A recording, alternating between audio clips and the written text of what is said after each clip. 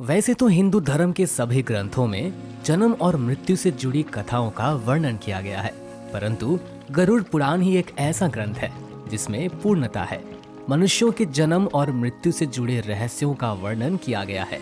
आप सभी ने ध्यान दिया होगा कि जब कोई मनुष्य मृत्यु को प्राप्त करता है तो लोग कहते हैं कि भगवान उस मृत आत्मा को अपने चरणों में जगह दे, अर्थात उसे स्वर्ग में स्थान मिले।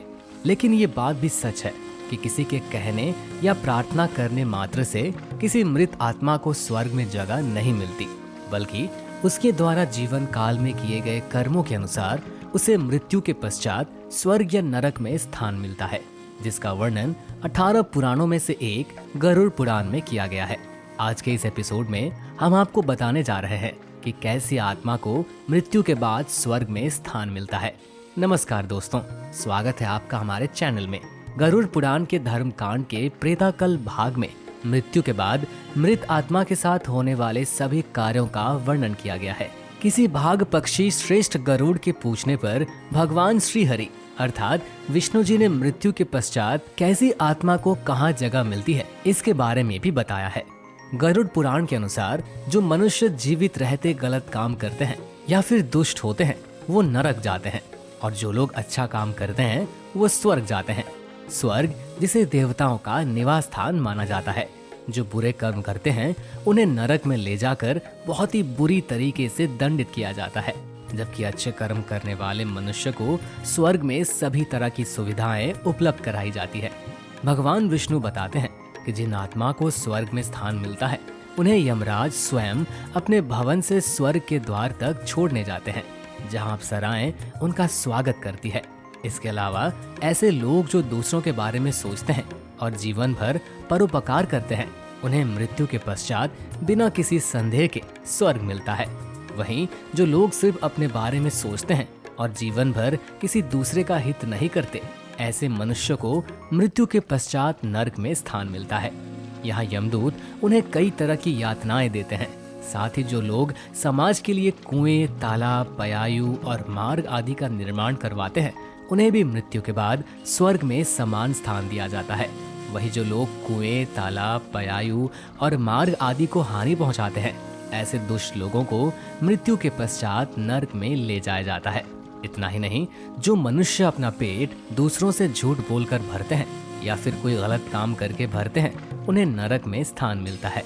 गरुड़ पुराण में आगे विष्णु भगवान बताते हैं कि जो मनुष्य स्त्रियों का सम्मान करता है, कन्या को बोझ नहीं समझता बल्कि देवी लक्ष्मी का रूप मानकर उसकी पूजा करता है, आत्महत्या जैसी प्रकृति विरुद्ध कदम नहीं उठाता, बल्कि प्रकृति के द्वारा निश्चित जीवन चक्र को पूरा कर मृत्यु को प्राप्त होता है, उसे भी मृत्यु के पश्चात स्वर्ग की प्राप्ति होती है। वहीं जो मनुष्य किसी स्त्री का हत्या करते हैं, आत्महत्या, गर्भ हत्या, ब्रह्म हत्या, गौ हत्या करते हैं या फिर किसी कन्या को बेच देते हैं या फिर अपने लोगों के लिए झूठ बोलते हैं, ऐसी आत्मा को नरक में जगह मिलती है।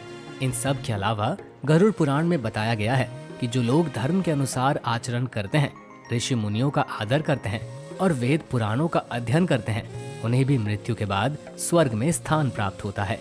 जबकि जो लोग धर्म को नहीं मानते, उसकी निंदा करते हैं, साथ ही ऋषि मुनियों, वेद पुराण की निंदा कर उसका मजाक उड़ाते हैं, वो नरक जाते हैं। गरुड़ पुराण में ये भी बताया गया है कि मनुष्य को जीवित रहते दीनहीनियों पर दया करनी चाहिए, जिससे उन्हें पुण्य प्राप्त होता है और मृत्यु के पश्चात यही पुण्य कर्म उसे स्वर्ग में स्थान दिलवाता है। लेकिन कई ऐसे व्यक्ति होते हैं जो अनाथ, गरीब, बच्चों, बूढ़े आदि पर दया नहीं दिखाते, ऐसे लोग नरक में जाते हैं। इसके अलावा गरुड़ पुराण में ये भी बताया गया है कि मनुष्य जब भोजन करें तो उससे पहले उसे किसी न किसी को अवश्य भोजन कराना चाहिए, या जब भी कोई आपके दरवाजे पर दीनहीन व्यक्ति खाना मांगने या पानी मांगने आए तो उसे अवश्य खाना खिलाएं और उसकी प्यास बुझाएं। इससे मनुष्य को अक्षय पुण्य की प्राप्ति होती है। और जो मनुष्य ऐसा काम नहीं करता बल्कि अपने दरवाजे पर आए ऐसे लोगों को अपमानित करता है, तो वो स्वतः अपने लिए नरक के दरवाजे खोल लेता है।